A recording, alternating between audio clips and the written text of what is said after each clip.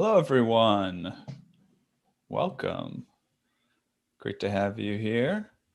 We'll just Hey guys, leave a minute of space here for people to join in.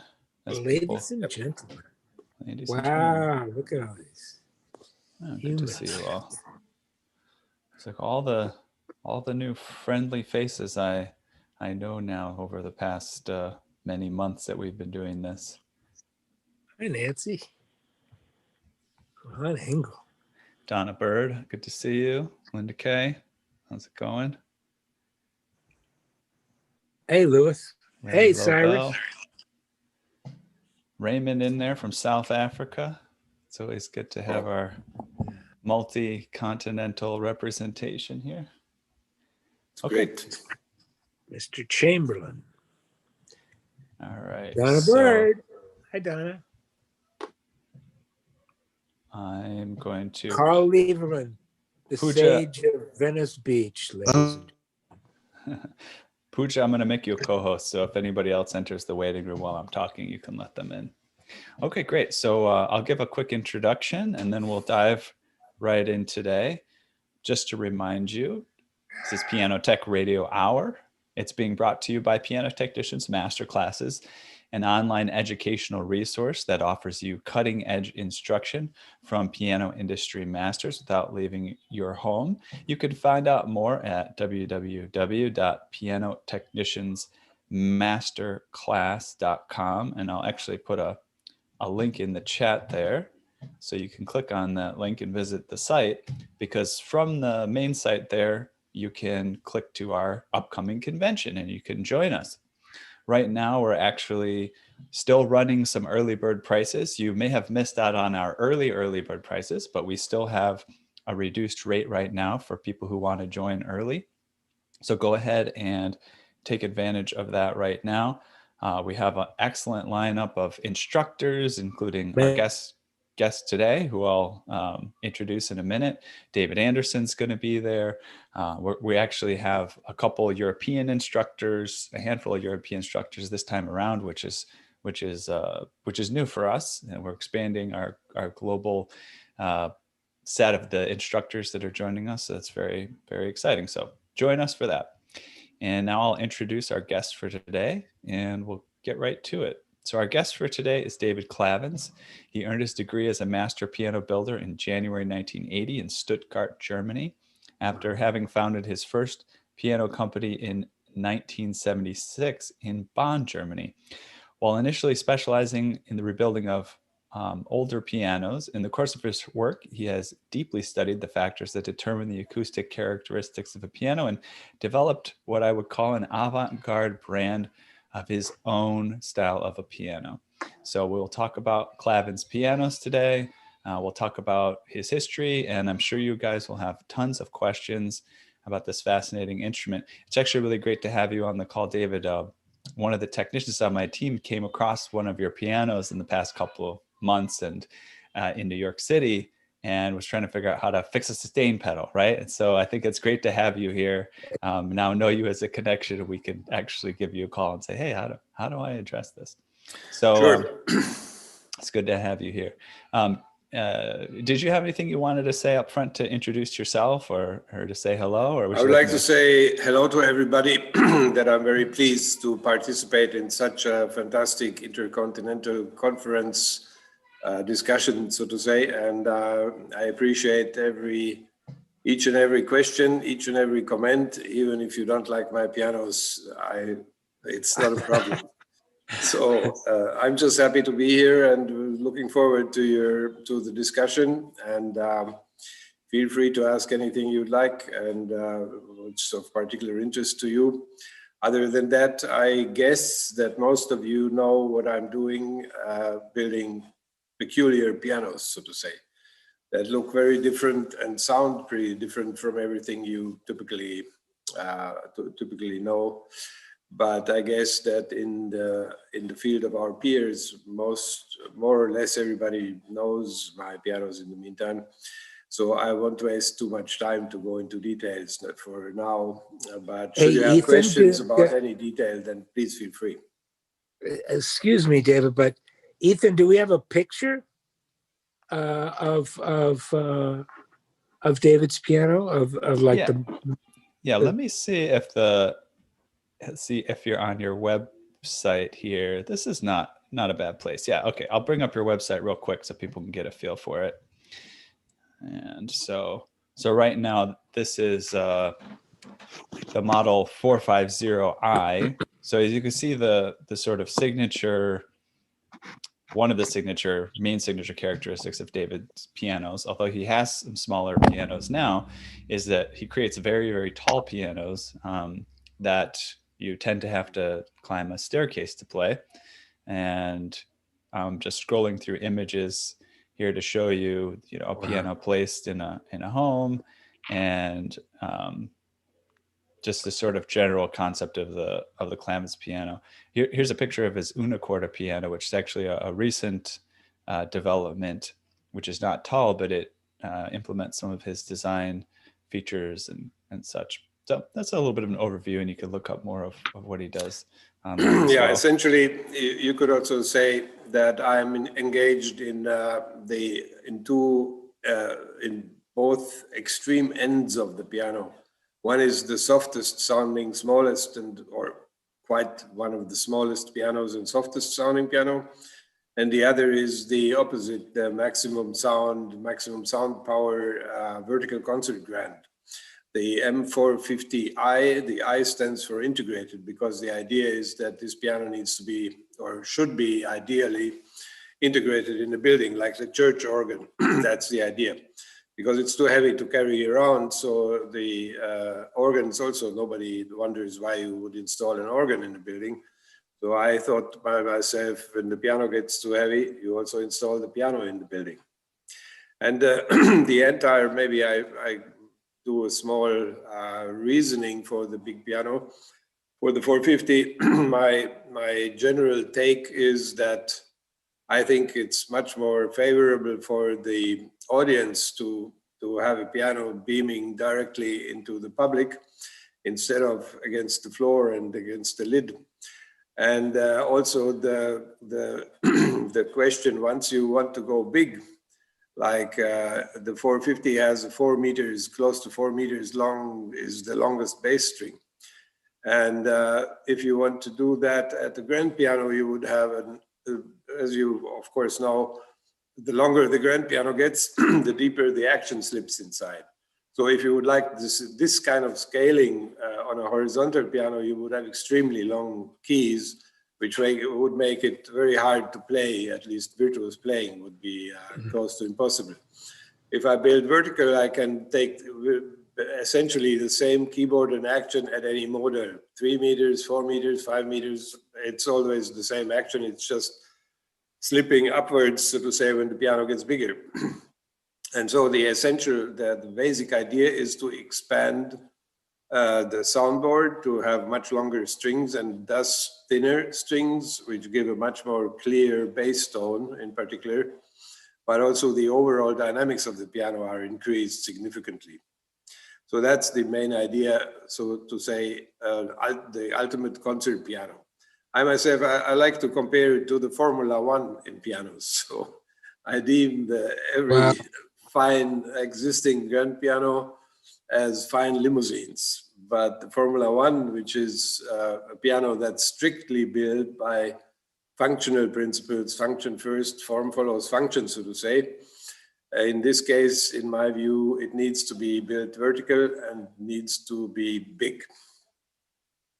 So on the topic of that form following function, I have a bunch of questions. I'll say two. You can pick which one you want to address. One was having the strings completely exposed. So traditionally, we have a way of covering the strings and covering the action. I was curious, reasonings behind that. Any issues you see with that? And the other one was just, we can get into it later too, how you decide then how long you want the keys to be, because then, it sounds like you have a little bit more discretion and you can decide how you want them to feel and construct those. But yeah, either one of those I think would be interesting to explore. Yeah, sorry, yes, to start out with the exposed inside, so to say, of the piano, I don't consider it any problem, so to say, most, let's say, typical housewives, they would ask, yeah, but how about dust? If you have the piano open, everything can be, dust can settle everywhere. And that's not really a problem because you can dust it off, first of all. Second, if you know, you've surely seen a lot of pianos from the inside. The casing of the piano doesn't prevent it from getting dust inside. So whatever, the older the piano you open it, you will have maybe a half an inch of dust at the bottom. So that's not really a problem, and it never has shown to be any kind of problem or whatever. No client of mine, let's say, has so far complained about it. And the point is that it's much more favorable for the sound. As we know, the main so to say, amplifier of the sound is the soundboard. And if you pack the soundboard into a box by casing the piano, then that, in my view, is a disadvantage. It has no advantages whatsoever. It was made basically the furniture, so to say, part of the piano was a necessity when the piano was developed, for sure. I mean, you cannot imagine that 100 years ago or even 150 years ago, anyone would have accepted such a piano like my own Accorda, for example, or the 450. People wanted to have it look neat, to fit into the style of their furniture, etc. But the most important, or the more important question, maybe more interesting, is about the keyboard and action definition.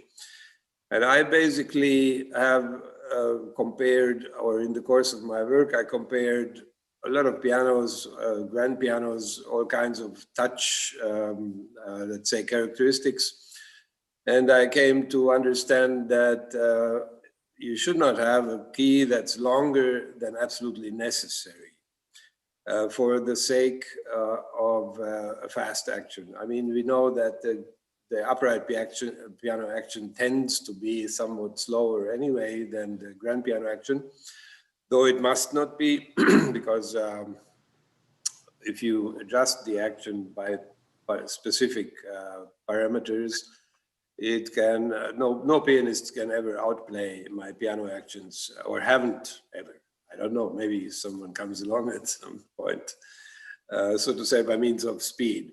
The only thing is that the pianist needs to lift the fingers higher. Of course, the repetition of the upright piano action, at least if we talk about the traditional piano action, then of course you cannot, the repetition isn't that deep in the touch, so to say. You cannot lift the key just 3 millimeters and then you can hit again like with the grand piano. So naturally, it's more finger work for the pianist. He needs to lift his fingers higher, but that's just a question of diligence, so to say, and a little bit more work. And I came to understand that a key length of 410 millimeters, which I have actually, which I utilize. So explain that again, David. Which part of it? What part? The upright versus grand action kind of differences, or David Anderson? What was your clarification you were looking for? I don't. I'm trying to picture how is the piano on is the action on the 450 basically an upright action? Yes, it is an upright action. It has to be one, because naturally the piano is a vertical piano. And although I'm aware of some inventions and experiments with some modifications of the upright action that could possibly, or that are meant to speed up the action to make repetition faster, I'm not sure. I mean, I haven't played every of these options, but one thing is for sure that the more elements like springs you include in the action parts, the more resistance you also have when you touch the piano. So in a way, it may speed up the action. On the other hand, it's maybe counterproductive because it could make the touch too heavy. So too resistant. Yeah. Yeah, too much resistance. Like, for example, typical, you see it also at some old pianos, but also Sauter has invented such a spring behind the jack, at the jack, which actually is meant to push the jack faster back in its original position, in zero position, so to say. Steingräber has one of those too.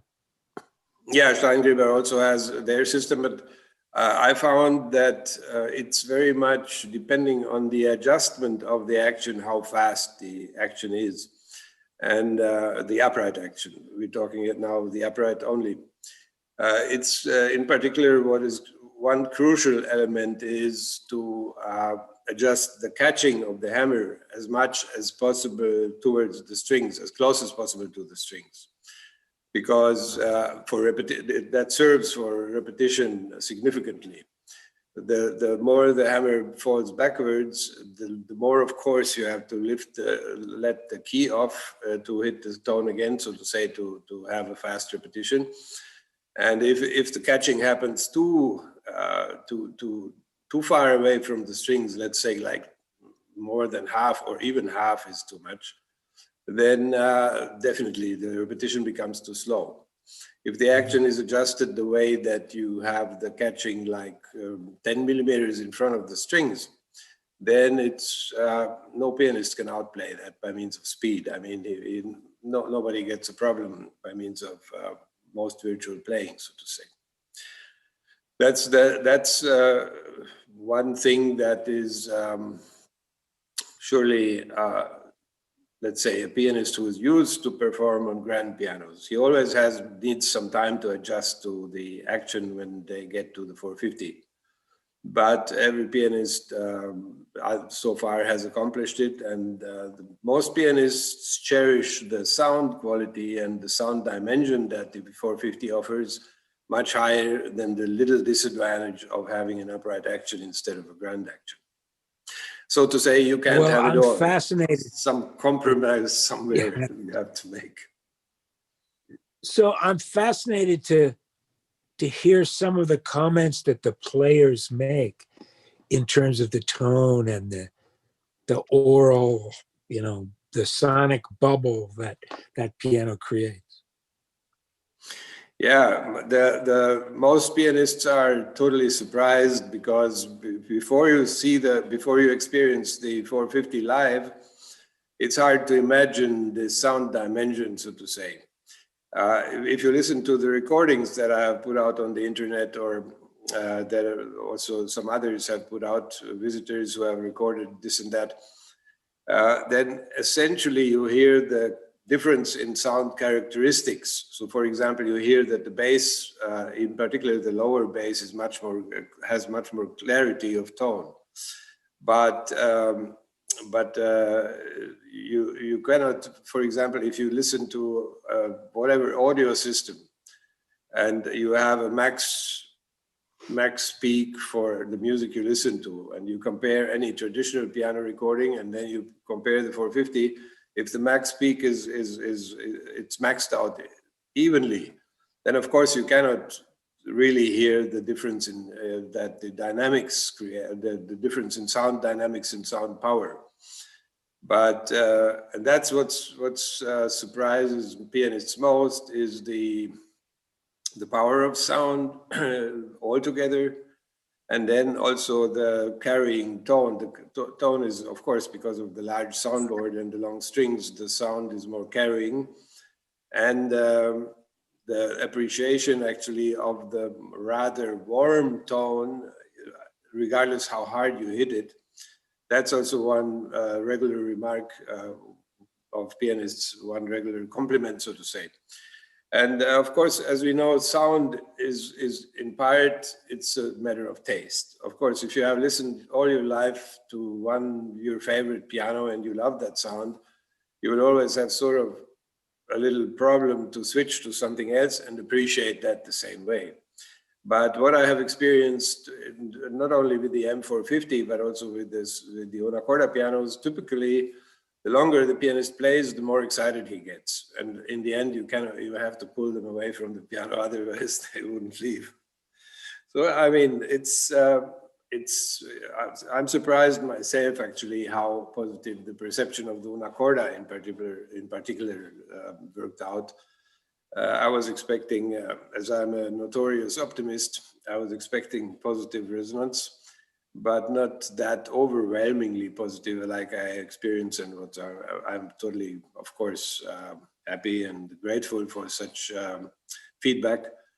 But I could just say I couldn't imagine. But in the end, just one final remark before I get to your questions.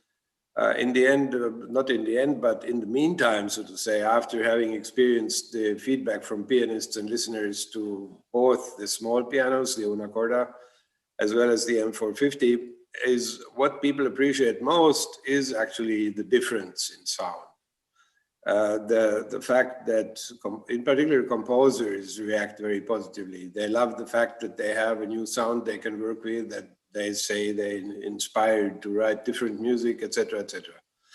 And so I think that's, in my view, if I would need, or somebody asked me for my advice to the piano industry, I would say the one main point to work towards would be to create new variations of piano sound. That could be one aspect of success in the future more than any time before, in my view. Before we go on, can you describe the unique nature of the sound of the unicorda, why it is? Can I play? Well, actually, I was going to load up a clip maybe of the 450i. Do you mind if should we just play one and people can hear it? Yeah, please go ahead. Yeah, I was talking about the other piano, the little one, but yeah, go ahead. Yeah, maybe I'll bring this one up now, and then maybe we'll cut out, ask some questions. Maybe I'll bring the una corda up as well. Okay. But let's see here. Oh, actually, let me make sure I'm sharing my sound. Share sound and video clip. Okay, perfect. I think you can all see that. Play. And then...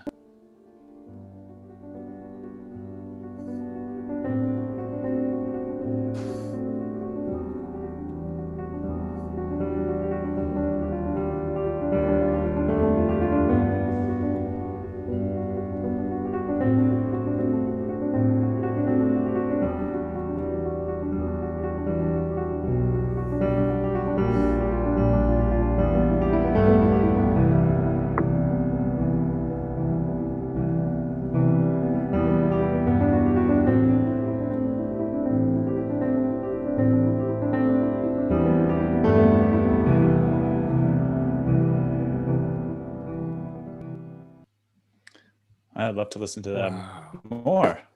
Yeah, you can really, I mean, the bass notes, they're just very clear, and it adds a certain, it almost like a meditative kind of calmness to the experience of the bass. Yeah, the main difference definitely in sound characteristics, you could say, is the clarity of the tone. If you, let's say you could start playing melodies from the very lowest octave, which doesn't make sense on any traditional piano because you have too much of dissonant partials in the lowest octave in particular.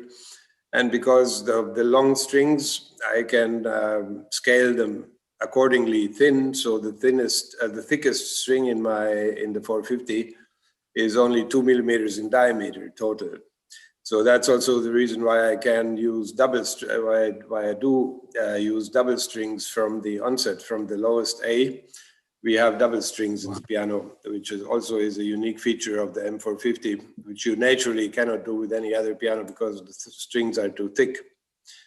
And that's for power of sound, the 2 strings per note, and as well, the friends of prepared piano, of course, should be happy that they can prepare the piano from the lowest bass note and not only from the middle of the bass register. Watermelon. So, Ethan, tons of questions. You should get to those. Okay, yeah, and I found a good clip of the una corda too. We can una corda, awesome. But yeah, let's get ahead of question here because we've been ignoring them. Yeah, I'm also reading the questions in the chat. It only takes a little bit of time, but I should maybe get to these questions also. Yeah, pick one if you like one. You can answer it, or I can read one out. are these questions, or is our broadcast accessible also after the fact? Is it somewhere saved that you can pull it up or see also the remarks, the comments? Yeah, we can save. You mean the chat here, this text here? Yeah, can the save question that. is, if, for example, if I can't get to some any of the questions right now, then if I can reply later. For sure. That'd be possible, yeah. No problem. Good thought. So let's see here. We have Sai Schuster asked, what are the challenges to regulating the 450 with such large string excursion? Yeah, that's right. Actually, it's the only difference is that you need, compared to any other upright action, is that you need to the let off a little bit in the base, in particular in the lowest base part, have it a little bit earlier compared to the typical, let's say, whatever, 2 or 3 millimeters that we typically use at the upright action. So that is a slight disadvantage if you want, but again, the advantage in sound quality and altogether, so to say, the gain in the sound experience definitely pays off for that. And next question. Next question is, since vertical action, what do you use for jack return? Yeah, is it just the traditional little sort of funnel-shaped coiled spring? Yes, the traditional springs, but I make sure that they are. We sometimes put somewhat higher tension on the springs than typically, or let's say typically they are in an average tension, and you can leave them alone. But if you add a little bit of tension by expanding those somewhat, let's say, until the limit where it makes sense and where it's also possible without bending or, let's say, destroying the spring, that definitely helps. I am thinking about magnets, and my life long, I would say, I was pondering on action improvements, and presently, actually, we are working on the prototype of a composite material action, which I hope very much that we will be finalizing the tests within this year. Composite material action, which in particular will get rid of the traditional pin and bushing system. Instead of the pins and bushings, my action will utilize plain bearings like they are used in machinery. And that's a concept that, in my view, should have been invented a long time ago, but regardless of the inventions that, I mean, Kawai does the ABS action, for example, but they still stick to the pin and bushing system. That, I think, is a big disadvantage. As we all know, the bushings tend to grow, let's say, if you get in humid circumstances, or they tend to wear out. If somebody is playing very diligently, like 5-6 hours a day, then the pin bushings is the first thing that wears out. And so with the new action that we are working on right now, excuse me, prototyping right now, I am thinking of a magnet system for speeding up the jack movement. That could be a very, that's definitely possible. In particular, if you do we're, let's say, investigating several paths to produce the action. One way may be 3D printing, which allows the extreme variety of modifications and combinations of things and materials, etc. Depending on the final outcome of how we decide that the production of the action would be most, let's say, reasonable, also viable by economic considerations, then it remains to be seen what can be implemented or not. So, but that's a side note at this moment, talking about the jack. And then the follow-up question on the action. How do those get produced? Do you produce those yourself with a team? Do you outsource it to a manufacturer? Have you ever worked with oh, I can't think of anything, Wessel, nickel, and gross or anything like that, these carbon fiber actions? Or? Yeah, the Wessel Nickel Gross, they do only the grand piano actions, as far as I know. And I think they have, actually, I think they have uprights at the moment. I have not looked into until, but I maybe should do it, and I will do it if they have an upright action in the meantime. With their grand piano action, I'm very dissatisfied. I would not recommend it and not use it. I have worked with those actions. That's why I know, in particular, that Hungarian piano project for which I was invited to Hungary, and how I got to Hungary and got stuck there, so to say, for 4 years. They switched from Renner actions to Wessel Nickel Gross at some point. And there's my main critique with the Wessel Nickel Gross action is that the repetition lever is way too soft. The construction of the lever, how it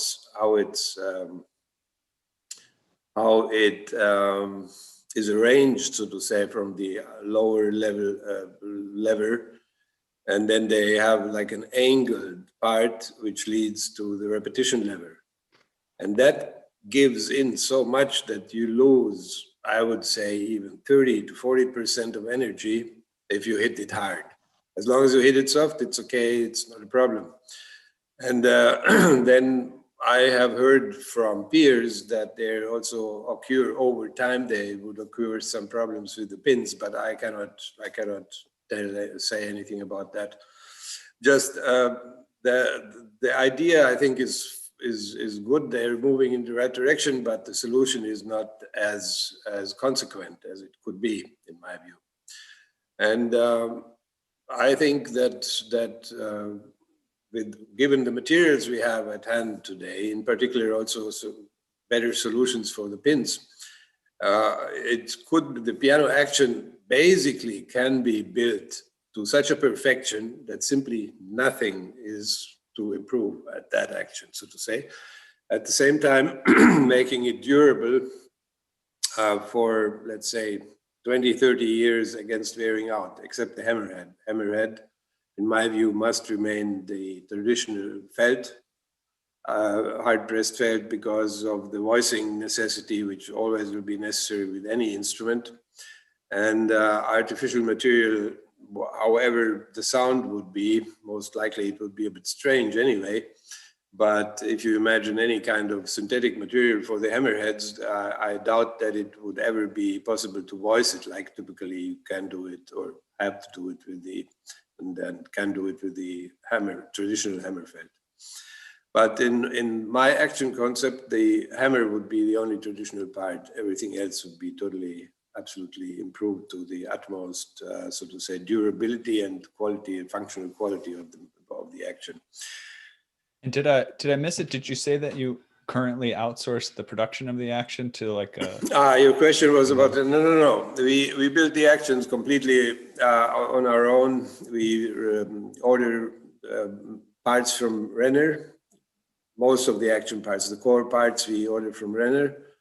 And the hammer from Abel, because Abel, in my view, is the finest hammerhead that we have, that we can access.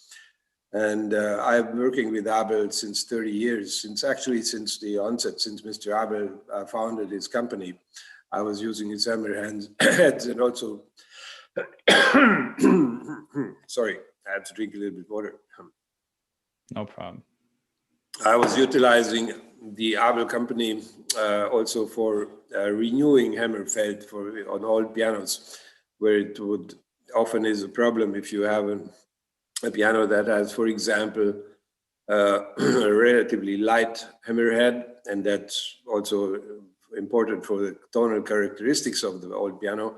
Then it's often favorable to unmount the hammers and send them into Abel, and they refelt the original core of the hammers, and they do it very high quality. Anyway, Abel is producing our hammerheads exactly to my specifications regarding measurements, hardness of felt, etc., etc. And in the Una Corda, for example, we use a bamboo core. They have invented it since several years, the Abel company. And bamboo core, bamboo, in my opinion, is a quite ideal core for such a light hammer and a light touch piano like the Una Corda is, because it's very stiff at the same time very light, and so it definitely is an advantage for also again for the speed of the action. The heavier the hammer is, the more gravity factors or like inert factors you have also that would slow down the action. And so, in my view, sorry, I don't know what that is. It's not COVID, of course.